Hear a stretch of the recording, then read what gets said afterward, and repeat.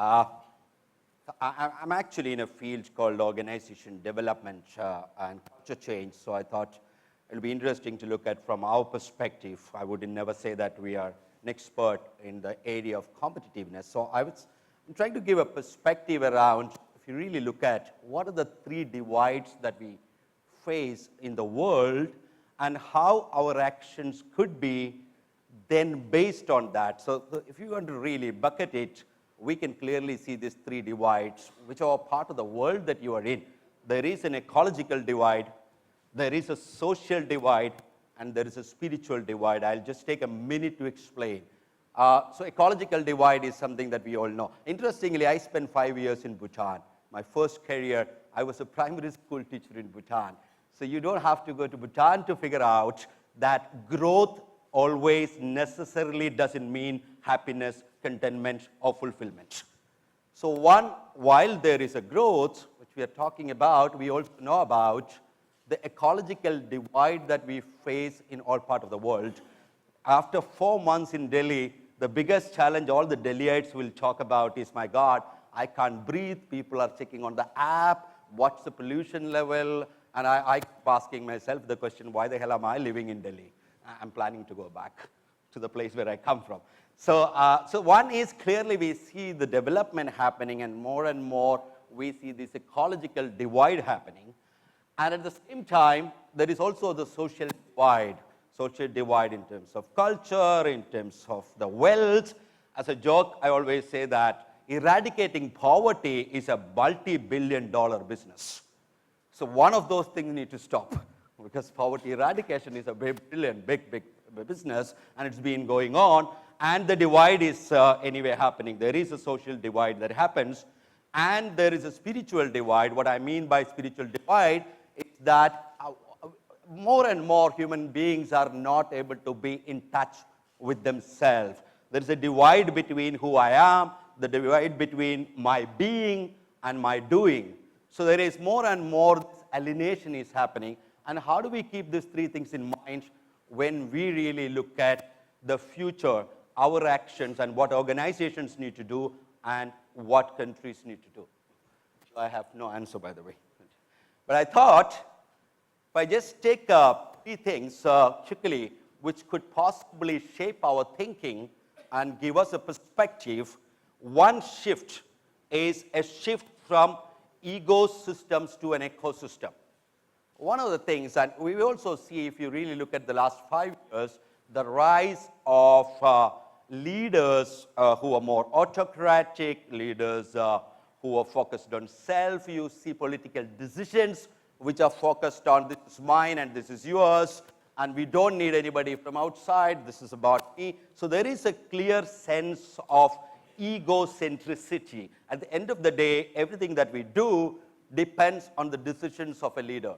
So how do we really shift our decisions, our thinking, our process from an egocentric to an ecocentric? Because ecology, by the way, this is not economics, this is ecology.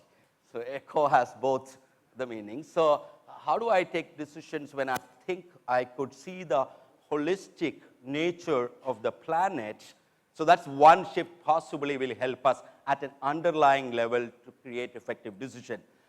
The second one is called the default context to a created context. Let me explain what I mean by context in this case. Can you read this paragraph and make sense of this? There is, in Army, in India, we call something called previous post knowledge. It's called PCK. If somebody else has gone through my presentation before and has PCK, please don't answer that. Otherwise, tell me, what does this paragraph mean to you? What is it all about? I'm trying to use this to explain what I mean by context.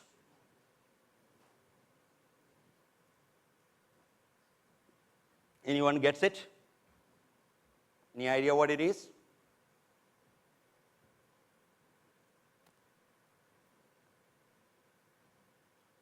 Okay.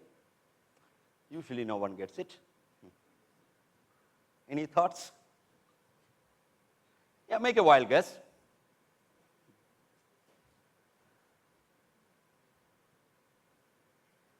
You have a couple of more seconds to do that.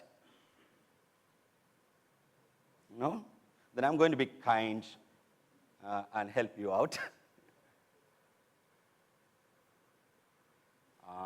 And operate from the future. So these are the 3 suggestions that I thought to take action just from a perspective. And this is our kite flying. And I feel specialization has its problems. Because each time when I meet somebody who is really a specialist, so I go and meet somebody who is a liver specialist, he has no clue about my heart. And if he treats my liver, my heart is in a bad shape.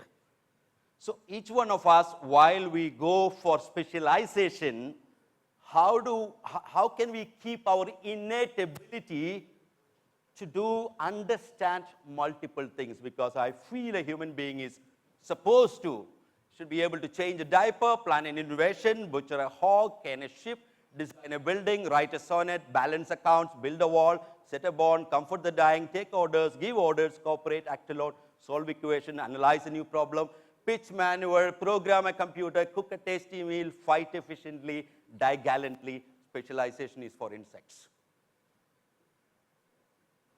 That's what I believe.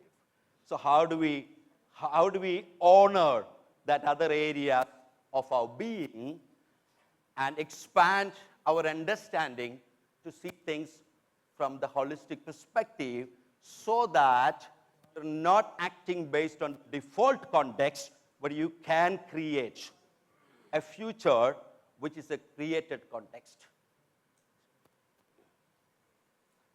That's my usual.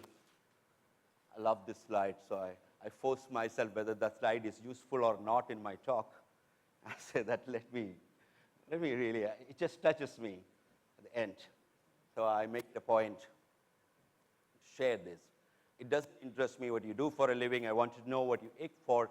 If you dare to dream of meeting your heart's longing, because at the end of the day, I feel it's not about going out and figuring out something. All that human beings need to do is to go in and figure out our own innate true nature, our innate true ability to connect with another human being, our innate ability to care for the planet, our innate ability to connect and make a difference.